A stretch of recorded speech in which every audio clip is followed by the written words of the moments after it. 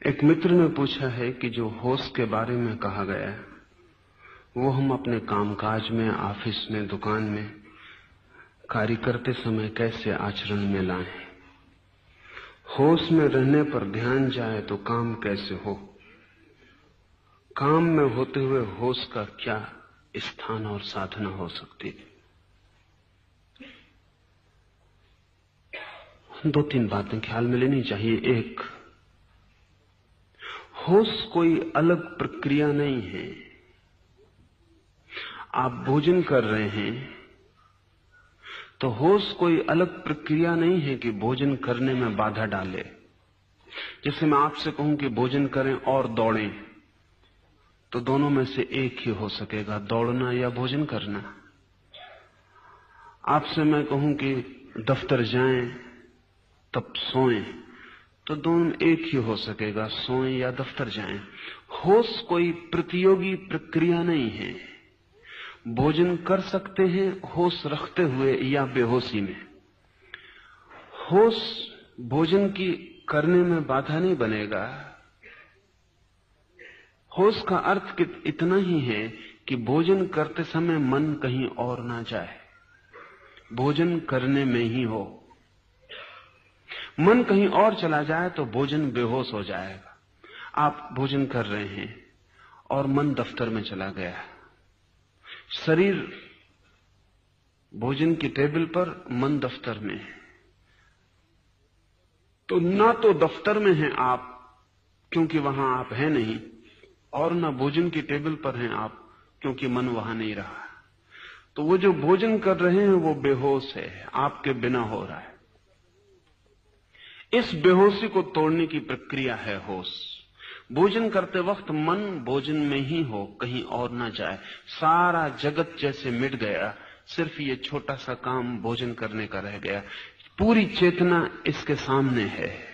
एक कौर भी आप बनाते हैं, उठाते हैं, मुंह में ले जाते हैं, चबाते हैं, तो ये सारा होश पूर्वक हो रहा है। आपका सारा ध्यान भोजन करने में ही है। इस फर्क को आप ठीक से समझ लें। अगर मैं आपसे कहूं कि भोजन करते वक्त राम राम जपें, तो दो क्रियाएं हो जाएंगी। राम राम जपेंगे तो भोजन से ध्यान हटेगा, भोजन पर ध्यान लाएंगे तो राम राम का ध्यान टूटेगा। मैं आपको कहीं और ध्यान ले जाने को नहीं कह रहा हूं, जो आप कर रहे हैं उसको ही ध्यान बना लें। इससे आपके किसी काम में बाधा नहीं पड़ेगी, बल्कि सहयोग बनेगा। क्योंकि जितने ध्यानपूर्वक काम किया जाए उतना कुशल हो जाता है। काम की कुशलता ध्यान पर निर्भर है। अगर आप अपने दफ्तर में ध्यानपूर्वक कर रहे हैं, जो भी कर रहे हैं, तो आपकी कुशलता बढ़ेगी, क्षमता बढ़ेगी, काम की मात्रा बढ़ेगी और आप थकेंगे नहीं और आपकी शक्ति बचेगी। और आप दफ्तर से भी ऐसे वापस लौटेंगे जैसे ताजे लौट रहे हैं। क्योंकि जब शरीर कुछ और करता है, मन कुछ और करता है, तो दोनों के बीच तनाव पैदा होता है। वही तनाव थकान है। आप होते हैं दफ्तर में, मन होता है सिनेमा गृह में, आप होते हैं सिनेमा में, मन होता है घर पर। तो मन और शरीर के बीच जो फासला है वो तनाव ही आपको थकाता है और तोड़ता है। जब आप जहां होते हैं वही मन होता है। इसलिए आप देखें, जब आप कोई खेल खेल रहे होते हैं तो आप ताजे होकर लौटते हैं। खेल में शक्ति लगती है, लेकिन खेल के बाद आप ताजे होकर लौटते हैं। बड़ी उल्टी बात मालूम पड़ती। आप बैडमिंटन खेल रहे हैं कि आप कबड्डी खेल रहे हैं या कुछ भी, या बच्चों के साथ बगीचे में दौड़ रहे हैं, शक्ति व्यय हो रही है, लेकिन इस दौड़ने के बाद आप ताजे होते हैं। और यही काम अगर आपको करना पड़े तो आप थकते हैं। काम और खेल में एक ही फर्क है, खेल में पूरा ध्यान वही मौजूद होता है, काम में पूरा मौजूद नहीं होता। इसलिए अगर आप किसी को नौकरी पर रख लें खेलने के लिए, तो वो खेलने के बाद थक के जाएगा, क्योंकि वो फिर खेल नहीं है, काम है। और जो होशियार हैं वे अपने काम को भी खेल बना लेते हैं। खेल का मतलब यह है कि आप जो भी कर रहे हैं, इतने ध्यान, इतनी तल्लीनता, इतने आनंद से डूब के कर रहे हैं कि उस करने के बाहर कोई संसार नहीं बचा है। आप इस करने के बाहर ज्यादा ताजे सशक्त लौटेंगे और कुशलता बढ़ जाएगी। जो भी हम ध्यान से करते हैं उसकी कुशलता बढ़ जाती। लेकिन अनेक लोग ध्यान का मतलब समझते हैं जोर जबरदस्ती से की गई एकाग्रता, तो आप थक जाएंगे। अगर आप जबरदस्ती अपने को खींच के किसी काम पर मन को लगाते हैं तो आप थक जाएंगे। तब तो ये ध्यान भी एक काम हो गया। जो भी जबरदस्ती किया जाता है वो काम हो जाता है। ध्यान को भी आनंद समझें, इसको भी बेचैनी मत बनाएं। ये आपके सिर पे एक बोझ ना हो जाए कि मुझे ध्यान पूर्वक ही काम करना है। इसको चेष्टा और प्रयत्न का बोझ ना दें, हल्के हल्के इसे विकसित होने दें, इसको सहारा दें। जब भी ख्याल आ जाए तो होश पूर्वक करें, भूल जाए तो चिंता ना लें। जब ख्याल आ जाए फिर होश पूर्वक करने लगे। अगर आपने तय किया कि अब मैं काम अपना होश पूर्वक करूंगा तो आप कर पाएंगे आज ही, ऐसा नहीं है, वर्षों लग जाएंगे।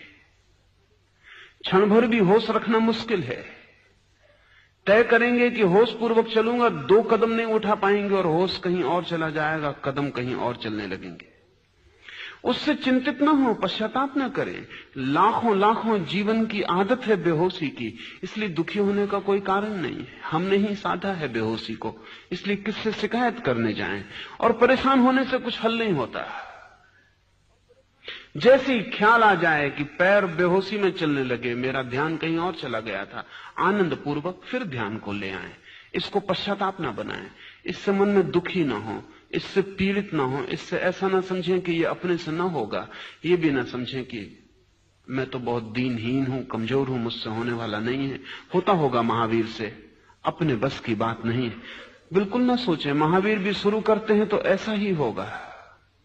कोई भी शुरू करता है तो ऐसा ही होता है। महावीर इस यात्रा का अंत है, प्रारंभ पर वे भी आप जैसे हैं। अंत आपको दिखाई पड़ा है, महावीर के प्रारंभ का आपको कोई पता नहीं है। प्रारंभ में सभी के पैर डगमगाते हैं। छोटा बच्चा चलना शुरू करता है, अगर वो आपको देख ले चलता हुआ और सोचे कि ये अपने से ना होगा, आप भी ऐसे ही चले थे, आपने भी ऐसे कदम उठाए थे और गिरे थे।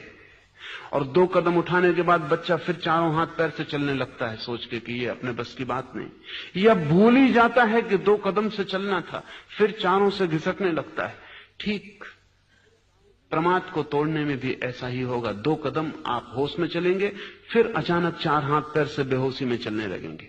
जैसे ही होश आ जाए फिर खड़े हो जाएं। चिंता मत लें इसकी कि बीच में होश क्यों खो गया। इस चिंता में समय और शक्ति खराब ना करें, तत्काल होश को फिर साधने लगे। अगर 24 घंटे में 24 क्षण भी होश सध जाए तो आप महावीर हो जाएंगे। काफी है, इतना भी बहुत है। इससे ज्यादा की आशा मत रखें, अपेक्षा भी मत करें। 24 घंटे में अगर 24 क्षणों को भी होश आ जाए तो बहुत है। धीरे धीरे क्षमता बढ़ती जाएगी। और वो जो बच्चा आज सोच रहा है कि अपने बस के बाहर है 2 पैर से चलना, एक दिन वो 2 पैर से चलेगा और कोई प्रयत्न नहीं करना पड़ेगा, कोई प्रयास नहीं रह जाएगा। तो ये ध्यान रख लें, ध्यान को काम नहीं बना लेना है। नहीं तो बहुत से धार्मिक लोग ध्यान को ऐसा काम बना लेते हैं कि उनके सिर पे पत्थर रखा है, उसकी वजह से उनका क्रोध बढ़ जाता है, क्योंकि जिससे भी बाधा पड़ जाती है उस पर वो क्रोधी हो जाते हैं। जो काम में उनका ध्यान नहीं टिकता वो उस काम को छोड़ के भागना चाहते हैं। जिनके कारण असुविधा होती है उनका त्याग करना चाहते हैं। ये सब क्रोध है, इस क्रोध से कोई हल नहीं होगा। साधक को चाहिए धैर्य, और तब दुकान भी जंगल जैसी सहयोगी हो जाती है। साधक को चाहिए अनंत प्रतीक्षा, और तब घर भी किसी भी आश्रम से महत्वपूर्ण हो जाता है। निर्भर करता है आपके भीतर के धैर्य, प्रतीक्षा और सतत सहज प्रयास पर। प्रयास तो करना ही होगा, लेकिन उस प्रयास को एक बोझिलता जो बनाएगा वो हार जाएगा। जीवन में जो भी महत्वपूर्ण है वो प्रतीक्षा से, सहजता से, बिना बोझ बनाए प्रयास से उपलब्ध होता है। सच तो यह है कि हम कोई भी चीज आज भी कर सकते हैं, लेकिन अधैर्य ही हमारा बाधा बन जाता है। उससे उदासी आती है, निराशा आती है, हताशा पकड़ती है और आदमी सोचता है नहीं, ये अपने से ना हो सकेगा। ये जो बार बार हताशा पकड़ती है, ये अहंकार का लक्षण है। आप अपने से बहुत अपेक्षा कर लेते हैं पहले ही, फिर उतनी पूरी नहीं होती। वो अपेक्षा आपका अहंकार है। एक क्षण भी हो सधता है तो बहुत है। एक क्षण जो सधता है, कल 2 क्षण भी सध जाएगा। और ध्यान रहे, 1 क्षण से ज्यादा तो आदमी के हाथ में कभी होता नहीं। 2 क्षण तो किसी को इकट्ठे मिलते नहीं, इसलिए 2 क्षण की चिंता भी क्या। जब भी आपके हाथ में समय आता है, एक ही क्षण आता है। अगर आप 1 क्षण में होश साध सकते हैं तो समस्त जीवन में होश सध सकता है।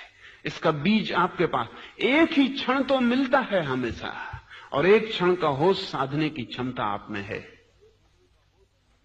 आदमी 1 कदम चलता है एक बार में, कोई मीलों की छलांग नहीं लगाता, और 1-1 कदम चल के आदमी हजारों मील चल लेता है। जो आदमी अपने पैर को देखेगा और देखेगा 1 कदम चलता हूं, 1 फीट पूरा नहीं हो पाता, 1000 मील कहां पार होने वाले हैं, यहीं बैठ जाएगा। लेकिन जो आदमी ये देखता है कि अगर 1 कदम चल लेता हूं तो 1 कदम 1000 मील में कम हुआ, और अगर जरा सा भी कम होता है तो एक दिन सागर को भी चुकाया जा सकता है। फिर कुछ भी अड़चन नहीं है। इतना चल लेता हूं तो 1000 मील भी चल लूंगा, 10,000 मील भी चल लूंगा। लाओ त्से ने कहा है, पहले कदम को उठाने में जो समर्थ हो गया, अंतिम बहुत दूर नहीं है, कितना ही दूर हो। जिसने पहला उठा लिया वो अंतिम भी उठा लेगा। पहले में ही अड़चन है, अंतिम में अड़चन नहीं है। जो पहले पर ही थक के बैठ गया, निश्चित ही वो अंतिम नहीं उठा पाता है। पहला कदम आधी यात्रा है, चाहे यात्रा कितनी ही बड़ी क्यों ना हो। जिसने पहले कदम के रहस्य को समझ लिया, वो चलने की तरकीब समझ गया, विज्ञान समझ गया। 1-1 कदम उठाए जाना है, 1-1 पल को प्रमाद से मुक्त करते जाना है। जो भी करते हो होशपूर्वक करें। होश अलग काम नहीं है, उस काम को ही ध्यान बना लें। महावीर और बुद्ध इस मामले में अनूठे हैं। दुनिया में और जो साधन पद्धतियां हैं, वे सब ध्यान को अलग काम बनाती हैं। वे कहती हैं रास्ते पे चलो तो राम को स्मरण करते रहो। वे कहती हैं कि बैठे हो खाली तो माला जपते रहो। कोई भी पल ऐसा ना जाए जो प्रभु स्मरण से खाली हो। इसका मतलब हुआ कि जिंदगी का काम एक तरफ चलता रहेगा और भीतर एक नए काम की धारा शुरू करनी पड़ेगी। महावीर और बुद्ध इस मामले में बहुत भिन्न हैं। वो कहते हैं ये 2 भेद करने से तनाव पैदा हो, अड़चन होगी। मेरे पास एक सैनिक को लाया गया था। सैनिक था, सैनिक के ढंग का उसका अनुशासन था मन का। फिर उसने किसी से मंत्र ले लिया, तो जैसा वो अपने सेना में आज्ञा मानता था, वैसे ही उसने अपने गुरु की भी आज्ञा मानी और मंत्र को 24 घंटे रटने लगा। अभ्यास हो गया, 2-3 महीने में मंत्र अभ्यस्त हो गया। तब बड़ी अड़चनें शुरू हुई, उसकी नींद खो गई, क्योंकि वो मंत्र को जपता ही रहता। धीरे धीरे नींद मुश्किल हो गई, क्योंकि मंत्र चले तो नींद कैसे चले। फिर धीरे धीरे रास्ते पे चलते वक्त उसे भ्रम पैदा होने लगे। कार का हॉर्न बज रहा है, उसे सुनाई ना पड़े, क्योंकि वहां भीतर मंत्र चल रहा है। वो इतना एकाग्र होकर मंत्र सुनने लगा कि कार का हॉर्न कैसे सुनाई पड़े। उसकी मिलिट्री में उसका कैप्टन आज्ञा दे रहा है बाएं घूम जाओ, वो खड़ा ही रहे। उस भीतर तो वो कुछ और कर रहा है। उसे मेरे पास लाए। मैंने पूछा कि तुम क्या कर रहे हो, इसमें तुम पागल हो जाओगे। उसने कहा अब तो कोई उपाय नहीं है, अब तो मैं ना भी जपूं राम राम, भीतर का मंत्र ना भी जपूं तो भी चलता रहता है। मैं अगर उसे छोड़ भी दूं तो मेरा मामला नहीं है। अब उसने मुझे पकड़ लिया है, मैं खाली भी बैठ जाऊं तो कोई फर्क नहीं पड़ता, मंत्र चलता है। इस तरह की कोई भी साधना पद्धति जीवन में उपद्रव पैदा कर सकती है, क्योंकि जीवन की एक धारा है और एक नई धारा आप पैदा कर लेते हैं। जीवन ही काफी बोझिल है और एक नई धारा तनाव पैदा करेगी, और अगर इन दोनों धाराओं में विरोध है तो आप अड़चन में पड़ जाएंगे। महावीर और बुद्ध अलग धारा पैदा करने के पक्ष में नहीं है। वो कहते हैं जीवन की जो धारा है, इसी धारा पर ध्यान को लगाओ, इसमें भेद मत पैदा करो, द्वैत पैदा मत करो। ध्यान ही चाहिए ना, तो राम राम पर ध्यान रखते हो, क्या सवाल हुआ? श्वास चलती इसी पर ध्यान रख लो। ध्यान ही बढ़ाना है तो एक मंत्र पर ध्यान बढ़ाते हो, पैर चल रहे हैं ये भी मंत्र है, इसी पर ध्यान को कर लो। भीतर कुछ गुनगुनाओगे, उस पर ध्यान करना है। बाजार पूरा गुनगुना रहा है, चारों तरफ शोरगुल हो रहा है, इसी पर ध्यान कर लो। ध्यान को अलग क्रिया मत बनाओ, विपरीत क्रिया मत बनाओ। जो चल रहा है, मौजूद है, उसको ही ध्यान का ऑब्जेक्ट, उसको ही ध्यान का विषय बना लो। और तब इस अर्थों में महावीर की पद्धति जीवन विरोधी नहीं है और जीवन में कोई अड़चन खड़ी नहीं करती। महावीर ने सीधी सी बात कही, चलो तो होश पूर्वक, बैठो तो होश पूर्वक, उठो तो होश पूर्वक, भोजन करो तो होश पूर्वक। जो भी तुम कर रहे हो जीवन की क्षुद्रतम क्रिया, उसको भी होश पूर्वक किए चले जाओ। क्रिया में बाधा ना पड़ेगी, क्रिया में कुशलता बढ़ेगी और होश भी साथ साथ विकसित होता चला जाएगा। एक दिन तुम पाओगे सारा जीवन होश का एक दीप स्तंभ बन गया, तुम्हारे भीतर सब होशपूर्ण हो गया है।